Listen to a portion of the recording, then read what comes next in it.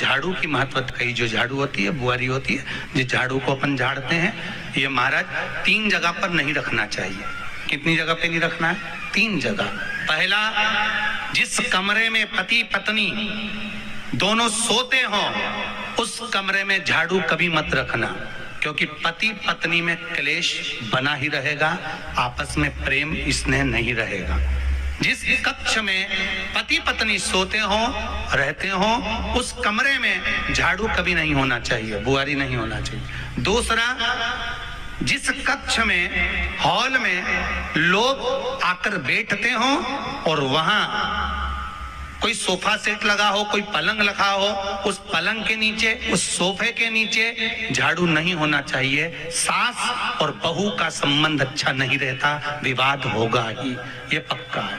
तीसरा, अन्नपूर्णा का स्थान जहां पर भोजन बनता है, आप भोजन करते हो, रसोई घर में झाड़ू नहीं होना चाहिए।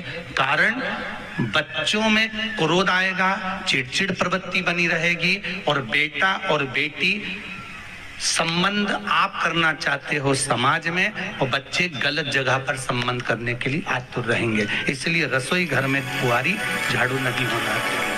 शाम को 4 बजे से लेकर 7 बजे के बीच में शंकर और पार्वती के भ्रमण का समय रहता है। मेरे देवाधिदेव महादेव माता पार्वती के भ्रमण का समय, भगवान शंकर पार्वती घूमने को निकलते हैं। इसलिए हमारा सनातन धर्म कहता है शाम के समय पर माताओं को झाड़ू नहीं लगाना चाहिए, शाम के समय पर माताओं को चूड़ी बिछिया नहीं बदलना चाहिए, शाम के समय पर माताओं को मांग में सिंदूरा नहीं भरना चाहिए, शाम के समय पर माताओं को बाल नहीं बांधना चाहिए, शाम के समय पर माताओं को चौखट पर नहीं बैठना चाहिए। उसका कारण क्या है? क्योंकि पार्वती जी ने भगवान भोलेनाथ जी से कहा था कि तुम मुझे रोज शाम के समय प्रदोष काल में भ्रमण के लिए लेकर जाते हो, मेरे लिए आज्ञा क्या है? शंकर भगवान ने कहा, सुनो पार्वती, मंदिर के अंदर नंदी रहता है, जाने वाला यात्री जब मंदिर में मेरा दर्शन करने आता है तो नंदी के कानों में कहकर जाता है कि शिव जी को मेरे यहाँ लेकर आना।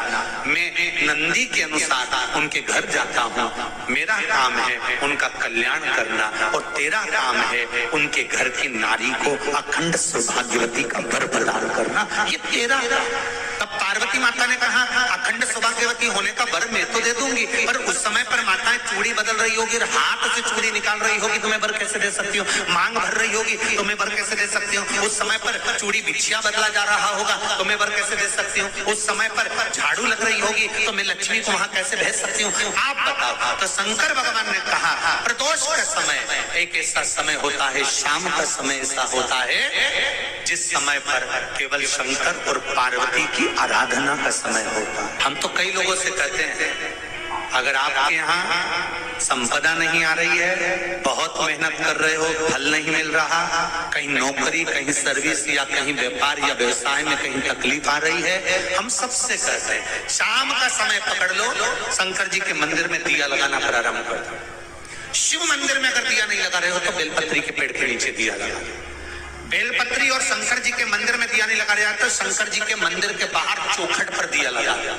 इतना भी नहीं कर सकते तो अपने घर के बाहर, अपने द्वार पर दिया लगा दो, पर शंकर जी के नाम का श्री शिवाय नमस्तुभ्यम बोलकर, शंकर भगवान को याद कर कर, अपनी कामना कर कर, बाबा का स्मरण कर कर, पंचाक्षर मंत्र नमः शिवाय, षडाक्षर मंत्र ओम नमः शिवाय, द्वादशाक्षर मंत्र ओम नमो भगवते वासुदेवाय, जो मंत्र तुमको याद है उसका स्मरण कर कर, लक्ष्मी हो चाहे नारायण हो चाहे राम हो चाहे कृष्ण हो, स्मरण कर कर शाम के समय बाहर दिया लगा दो, दरवाजे के पास लगा दो, वो सुनेगा जरूर, आएगा तो उसका वेलकम जरूर होगा और वो कुछ देकर जरूर जाएगा।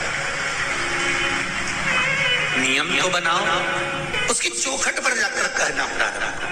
बृहस्पति महाराज ने कहा कि शाम का समय जो प्रदोष का समय होता है उस समय पर इंद्रदेव तुम शंकर जी की आराधना करो। शिव आराधना से शंकर जी जो मार्ग प्रशस्त करेंगे, शिव आराधना से जो शंकर जी कहेंगे वो तुम करना।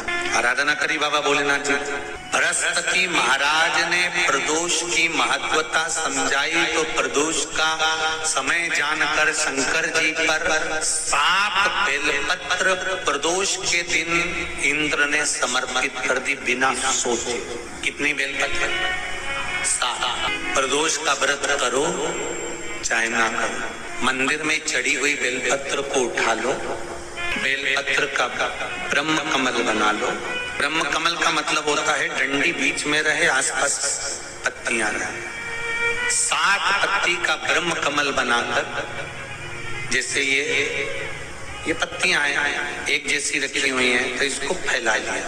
7 पत्ती को आपस में फैलाकर ब्रह्म कमल बना लिया। प्रदोष का व्रत करें ना करें, जरूरी नहीं है कि वृक्ष से ही पत्ती लेकर आओगे तो ही शंकर जी को चढ़ाओगे। शिव जी पे से चढ़ी हुई उठाकर धोकर ब्रह्म कमल बनाकर बाबा से विनय कर कर, हे प्रभु आज मैं इस काम के लिए जा रहा हूं, बाबा मेरा ये कार्य है, बोलकर श्री शिवाय नमस्तुभ्यम बोलकर शिवलिंग पर समर्पित दिन भर के प्रदोष व्रत का फल बाबा एक बेलपत्री समर्पित करने पर ही प्रदान कर देता है।